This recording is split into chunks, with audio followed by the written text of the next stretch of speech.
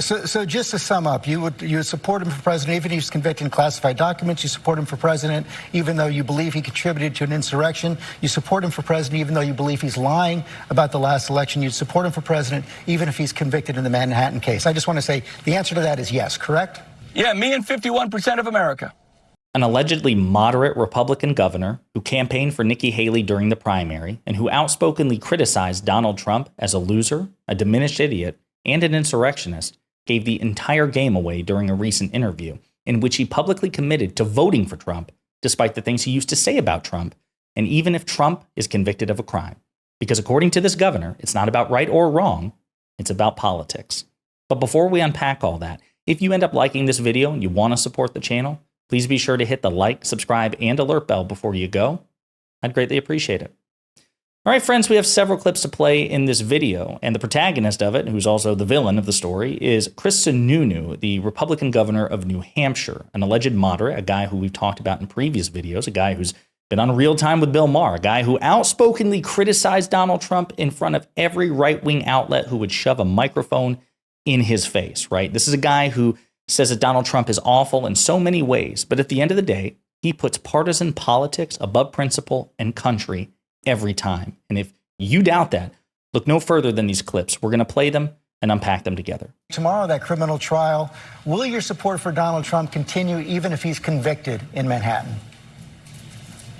Yeah, this trial is not going to have major political ramifications that a lot of people, I think it may have. When it comes to these issues, people see it more as reality TV at this point. They really do. And so, whether it's a conviction or what that conviction looks like, a lot of folks, they conflate all four of these different trials that he's in. I don't think it's good that he's going to be in the court, have to be in there probably 3 days a week, for a number of weeks. That takes him off the campaign trail. He'll probably go back on the campaign trail and almost like rehash what's going on. He'll try to victimize it, and that has worked for him, right? I mean, this has been going on for over a year, and his poll numbers never seem to go down because of the issue. Well, yeah, you're going to politics, though. I'm asking you about right and wrong. You think you're comfortable with the idea of supporting someone who's convicted of a federal crime as president? No. I don't think any American is comfortable with any of this. They don't like any of this, of course. But, I mean, when it comes to actually looking at each of these trials, as they kind of take place, whether it's this year or next year, or as they kind of line up, right now this is about an election. Right? This is about politics. That's what people are judging this on. And the ultimate decision will be in November. So again, it's not about right and wrong. It is about politics. And know how he tries to straddle this line. He even makes fun of Trump a couple of times in a low-key way during that answer. He's like, he'll probably victimize himself. He'll probably regurgitate it. It's not good that he's going to be standing in court. So he still tries to cling to his anti-Trump bona fides while also being a dutiful party loyalist. And these things are really irreconcilable, especially if you're a principled person. But again, it's not about right or wrong, he says. It's about politics. Another clip. But I'm asking whether you're going to be swayed by it. Yeah. You're a governor. No. You're an elected official. I'm asking whether you're going to be swayed by it. Yeah, look, nobody should be shocked that the Republican governor is supporting the Republican president. You know what the real story is? The average American that has gone from Biden back to Trump. The average American that is feeling inflation and all these other issues that says, look, through all this, whether there's a conviction or not, we want a culture change in Washington, D.C., and will continue to support the former President Trump. That's the real story, right? That Trump is leading in the polls across America in a lot of these different polls. So no one should be surprised by my support. I think the real discussion is, America's moving away from Biden. That's how bad Biden has become as president. There's just no doubt about it, right? You can't ignore inflation. You can't ignore the border and say that these issues in the courthouse are going to be the one thing that brings Biden back into office. It's not going to happen that way. So the reason that Stephanopoulos is asking him this question is Sununu is not the average citizen. Sununu is a leader. He's an elected official. He's somebody who's supposed to lead, not follow. And as a matter of fact, he deviated from his party's consensus when he backed Nikki Haley during the Republican primary. She never led in any of the polls. She was always the underdog. She was always a representative of a minority of Republican voters, right? So if he wanted to appeal to what his party wanted, then he should have just shut up and backed Trump. But he didn't, right? At the end of the day, he is willing to distance himself from what his party wants, but only up until a point, and then he tries to run back under it and appeal to it. I'm a Republican, I'm doing what Republicans want, except when I don't. And then he talks about things like inflation and the border. Well, inflation is a global phenomenon. So unless Joe Biden is a God emperor of the world, we can't exactly blame Joe Biden for inflation. I'll also add that Donald Trump spent exorbitantly when he was president of the United States. And this is something that Chris Sununu has pointed out, by the way. But again, I guess that doesn't matter. And then with respect to the border, well, maybe if we had a bipartisan border bill that the president negotiated, maybe that would reduce the situation at the border or lessen it. And yet it was Donald Trump who told Republicans to kill it because he wanted to use it as a wedge issue politically against President Biden. And that's the guy that Chris Sununu is backing. So again, we see principles take a back seat to petty partisan politics. Here's another clip. This one's about 2.5 minutes long, but it's really good and it's really instructive. About that, I hate the election denialism of 2020. Nobody wants to be talking about that in 2024. I think all of that was absolutely terrible. But what people are going to be voting for, the reason I'm supporting not just the president, but a Republican administration. That's what this is. They want a culture change in Washington. All the rules and policies that pound down on the American people. All the wokeness, right? The fact that folks in Washington, liberal elites in Washington, want to stand on the shoulders of hardworking American families that built this country, defended this country, and tell them how to live their lives. They're angry. They're upset. That's the culture change that people want to see. People are upset by January 6th. They're upset by the election denial. They have every right to be. I am. But at the end of the day, they need a culture change to get America back on track. So, but wait a second right there. Your words were very, very clear on January 11th, 2021. You said that President Trump's rhetoric and actions contributed to the insurrection. No other president in American history has contributed to an insurrection. So please explain, given the fact that you believe he contributed to an insurrection, how you can say we should have him back in the Oval Office. It's not, because for me, it's not about him as much as it is having a Republican administration, Republican secretaries, Republican rules, a sense where states' rights comes first, individual rights comes first, parents' rights comes first. We're going to have a pro-business economy. We're not going to have a cancel culture that has really infiltrated all across America. It's not about Trump with me. It's about bringing those more. But he will be the president. Right? I'm the governor of the live free or die state, bringing that mentality back. That doesn't make any sense to me, Governor. I'm sorry. You're saying it's not about Trump. You're saying he would be the president. And you've said he's someone who's contributed to an insurrection.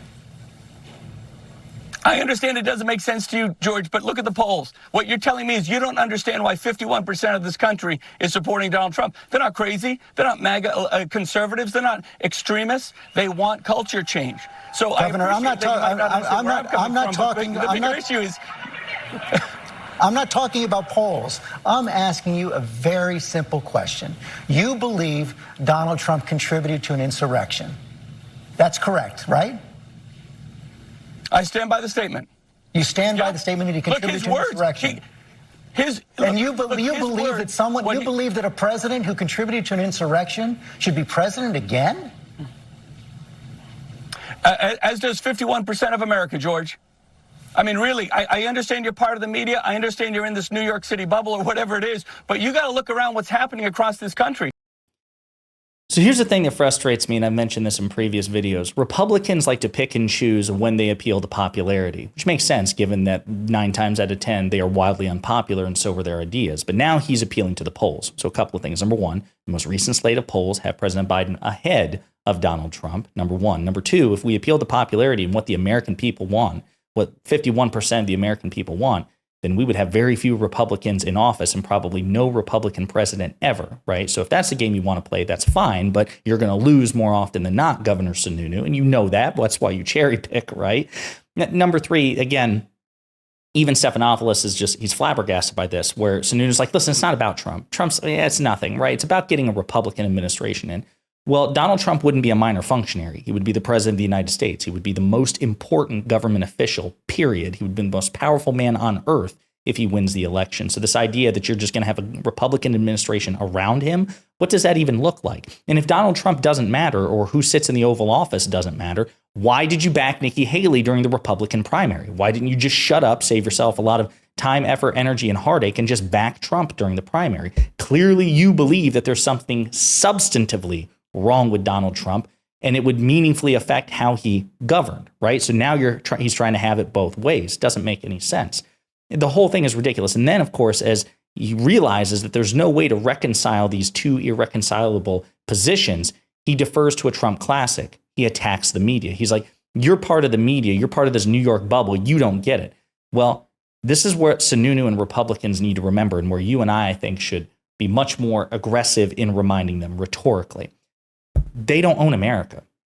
New Yorkers are just as much American as somebody from Alabama or Arizona or anywhere else, right? It's not just conservatives or red states that have this country or own this country or are part of this country. We all share it together. But it's just like Sununu and every other Republican, they try to otherize the opposition when the opposition pushes back on them in ways that they don't like. Just absolutely embarrassing. And if you think all that was bad, I'm going to leave you with this, because this is the worst part of the interview.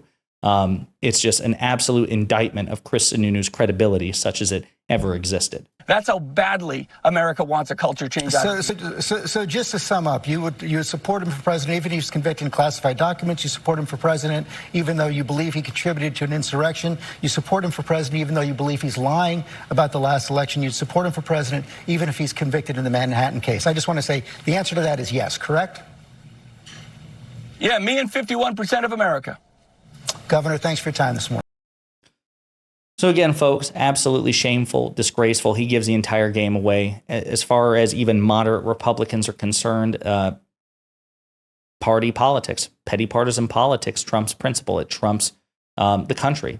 And Sununu is just the embodiment of that. That's why I'm so hard on the Republican Party. And that's why when people say, well, listen, there's this moderate elected Republican or this moderate elected Republican, there's no such thing as a moderate elected Republican, because they're all leaving. They're all getting censured or removed, or they're resigning from Congress because there's just no room in the party for them. And Sununu understands that. But again, he's not some sort of like dyed-in-the-wool MAGA cultist like Lauren Boebert or Marjorie Taylor Greene. He understands that Donald Trump is terrible. He understands that Donald Trump is an idiot and a loser, that all of the criticisms that he made about Trump during the primary are absolutely valid. And when called out, he still stands by it. He's like, yeah, I stand by all of that. But also, my party is more important than my country. That's what Chris Sununu believes. He will gladly sell the United States down the river for just a short-term political advantage for his party. And I'll just remind Sununu, if he's watching, and I guarantee you he is, because his channel is really cool. Donald Trump has made it abundantly clear that he does not intend to appoint cabinet secretaries or federal employees who are principled conservatives. He intends to appoint people who are loyal to him, not the Constitution, to him. And that's probably why, again, one of the many reasons why Chris Sununu backed Nikki Haley during the Republican primary. But at the end of the day, folks, this is what the Republican Party is. It's an authoritarian cult of personality where even the so-called moderates who know better ultimately don't have the courage to do what's right. Let me know what you think in the comments.